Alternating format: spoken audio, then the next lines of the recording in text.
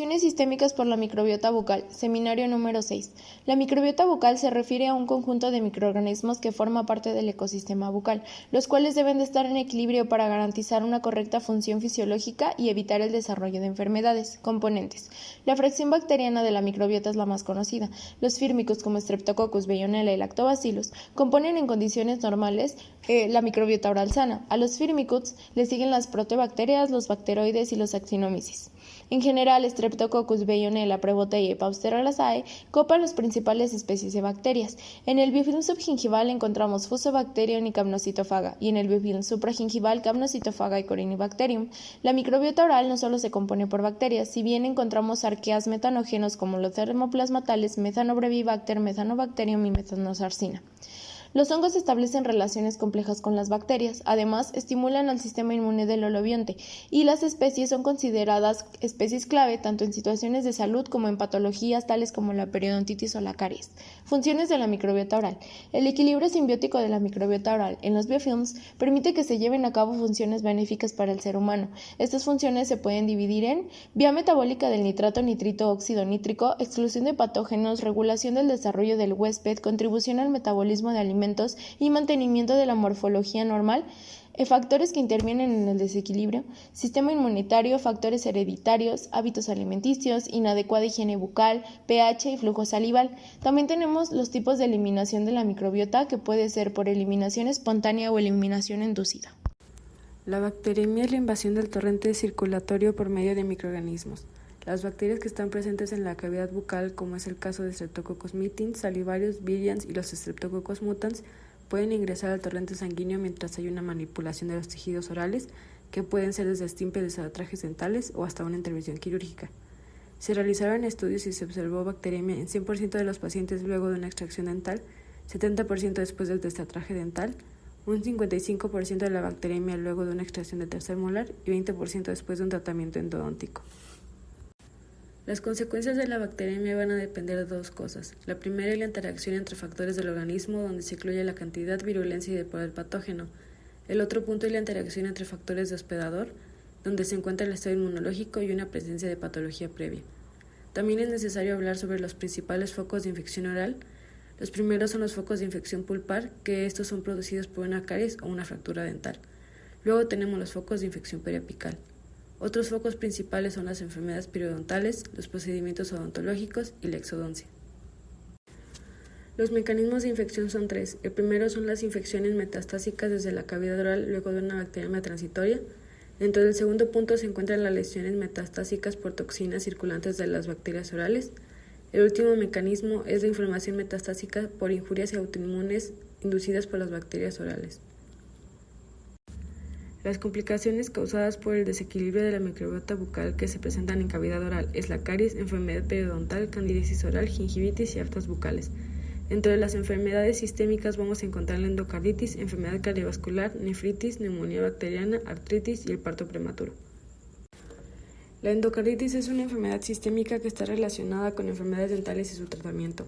Sucede cuando bacterias ingresan en el torrente sanguíneo y se adhieren al tejido cardíaco dañado. Sus síntomas son escalofríos, fiebres, soplo cardíaco, fatiga, sudoración nocturna, dolor y dificultad para respirar. Como complicaciones, el corazón presenta agrupaciones de bacterias que pueden desplazarse hacia los pulmones, cerebro, órganos abdominales, etc. En esta enfermedad, los factores biológicos más frecuentes son los Streptococcus sanguis, los Streptococcus salivarius y mutans. Los que se encuentran en menor grado son los Streptococcus boris, Meteor y los Streptococcus anginosus. El proceso de la endocarditis inicia con la adherencia de la bacteria en la superficie valvular. El segundo paso es la activación de las plaquetas, luego la propiciación de la edificación de un trombo con tejido fibroso, plaquetas y bacterias, y por último la degradación enzimática en el trombo para lesionar a la estructura valvular. La enfermedad cardiovascular es un término que se usa para los problemas del corazón y los vasos sanguíneos. Usualmente es el resultado del largo proceso de la aterosclerosis. La enfermedad cardiovascular es producto de distintos factores como orgánicos, metabólicos, infecciones crónicas y ambientales.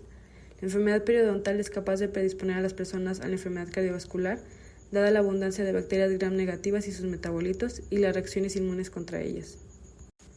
Diversos estudios han permitido corroborar la relación entre ambas enfermedades y se llegó a que hay una disminución de eventos escleróticos después de realizarse un tratamiento periodontal. Enfermedad cerebrovascular. La enfermedad cerebrovascular es aquel efecto de la disminución del flujo sanguíneo al cerebro a consecuencia de la presencia de trombos vasculares. Y bueno, debido a diversos estudios que se han realizado, hay autores que acreditan que la asociación entre la enfermedad periodontal y cerebrovascular está en la capacidad secretoria de monocitos.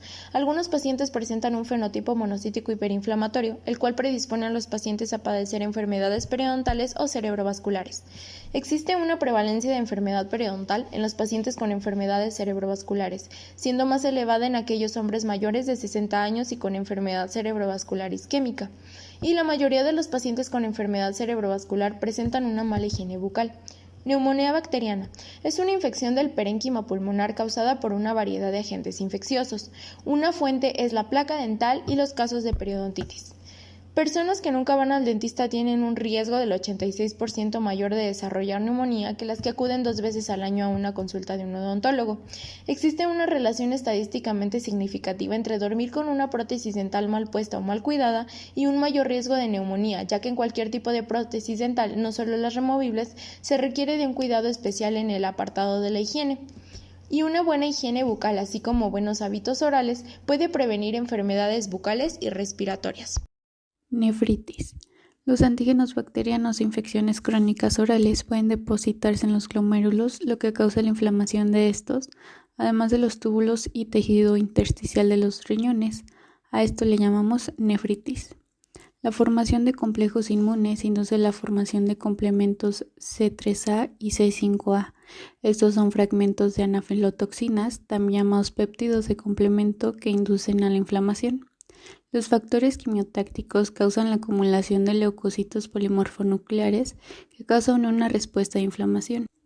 Por su etimología ART, articulación, e itis, inflamación, la artritis es el hinchazón y sensibilidad de una o más articulaciones, causada en algunas ocasiones porque los antígenos bacterianos de infecciones crónicas orales invaden las cavidades articulares. Esta, al igual que la nefritis, la acumulación de complejos inmunes activan el sistema de complemento y forman C3A y C5A, los que con la anafilotoxina activan a los macrófagos para producir citoquinas inflamatorias. Diabetes mellitus. Es un síndrome clínico caracterizado por hiperglicemia debido a una absoluta o relativa deficiencia de insulina. En la diabetes tipo 1, los insulinodependientes, y en la diabetes tipo 2, los no insulinodependientes. Las anormalidades metabólicas comprometen a los ojos, riñones, sistema nervioso y vascular y el periodonto. Bajo la denominación enfermedad periodontal se agrupan las infecciones crónicas producidas por las bacterias de la placa subgingival.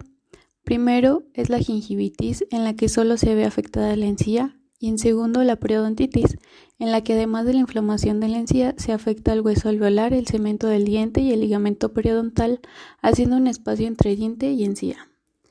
La diabetes mellitus constituye un factor de riesgo con complicaciones como la microangiopatía, la cual provocaría una disminución del flujo sanguíneo y con ello del aporte de nutrientes y oxígeno a los tejidos periodontales, facilitando el avance de la enfermedad periodontal. Es por ello que el mal control de la diabetes y los altos niveles de glucemia se asocian en formas más agresivas de enfermedad periodontal. Esto también se debe a que en la diabetes mellitus hay una disminución inmunológica y retraso en la curación de heridas. La inflamación de las encías en la enfermedad periodontal provoca una agresión inflamatoria a nivel sistémico por 3 mecanismos. Primero, la bacteriemia, en la que microorganismos ingresan al torrente sanguíneo y no son eliminados. Segundo, daño metastásico por las endotoxinas. Y tercero, inflamación metastásica por reacciones antígeno-anticuerpo y la liberación de mediadores químicos. Parto prematuro y bajo peso neonatal. Un recién nacido de bajo peso es el nacido a término que pesa menos de 2.500 gramos, mientras que un parto prematuro es el que ocurre antes de las 37 semanas de gestación, siendo muy prematuro el que ocurre antes de las 32 semanas e inmaduro si es antes de las 28 semanas. Ya que la microbiota placentaria se determina por la microbiota oral materna, es muy importante que las mujeres en edad fértil cuiden su salud bucodental desde bastante antes del embarazo. Por ejemplo, el sangrado gingival del embarazo tendrá un papel fundamental en el paso de las bacterias orales de la madre a la placenta y a la leche materna. En el periodo prenatal hay interacción entre antígenos del feto y antígenos de la bacteria. Entonces, tras el nacimiento, el sistema inmunitario del bebé reconocerá a los microorganismos de la microbiota maternal como buenos. Ya que la microbiota del bebé puede heredarse en el nacimiento, el tipo de parto puede tener un impacto prolongado. Los niños nacidos por parto vaginal tienden a tener una mayor abundancia de prebotella y bacteroides, las cuales son bacterias que causan periodontitis, mientras los niños nacidos por cesárea adquieren Streptococcus mutans, la cual provoca caries. Angina de Ludwig. Es una de las infecciones de los tejidos blandos del cuello y piso de la lengua, que más afectan las áreas debido a su avance rápido y silencioso, pudiendo ser hasta mortal. Fue mencionada por primera vez por el Dr. Wilhelm Friedrich von Ludwig en 1836. Esta infección a menudo ocurre después de una lesión o infección en la boca, como un absceso dental causada por bacterias Streptococcus o Staphylococcus, ya que el sistema inmunitario está débil. También es causada por una mala higiene tras una extracción reciente de una pieza dental. Las complicaciones de la angina de Ludwig comprenden bloqueo de las vías respiratorias, infección generalizada o sepsis y un shock séptico, que es la caída de la presión sanguínea a niveles peligrosos.